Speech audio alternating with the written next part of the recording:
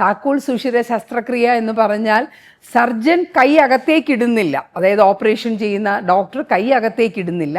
പകരം നമ്മൾ ടെലിസ്കോപ്പുകൾ വഴി പുറത്ത് നിന്ന് നോക്കി ആ ടെലിസ്കോപ്പിനകത്തുകൂടെ ഉപകരണങ്ങളിട്ട് കട്ട് ചെയ്യുന്നതിനെയാണ് നമ്മൾ ലാപ്രോസ്കോപ്പിക് ഹിസ്റ്ററക്ടമി എന്ന് പറയുന്നത്.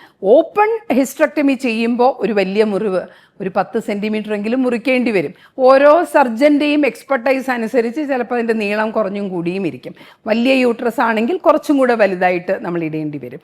ആ മുറിവിൻ്റെ സ്ഥാനത്ത് 1 സെൻറ്റിമീറ്റർ 1/2 സെൻറ്റിമീറ്റർ നീളമുള്ള 3, 4, 5 മുറിവുകളാണ് ലാപ്രോസ്കോപ്പിക് ഹിസ്റ്ററക്ടമി താക്കോൽ സുഷിര ശസ്ത്രക്രിയയിൽ വരുന്നത്. മസിൽ മുറിക്കുന്നു, അതിന് താഴെയുള്ള ഫേഷ്യ മുറിക്കുന്നു, അത് നമ്മൾ തുന്നിക്കെട്ടുന്നു. അപ്പോൾ സ്ത്രീകൾക്ക് ഓപ്പറേഷൻ കഴിഞ്ഞുള്ള വേദന കൂടും, അത് മൊത്തം ഉണങ്ങി വരാനുള്ള സമയമെടുക്കും. അപ്പോൾ അവർക്ക് കൂടുതൽ റെസ്റ്റ് വേണ്ടി വരും.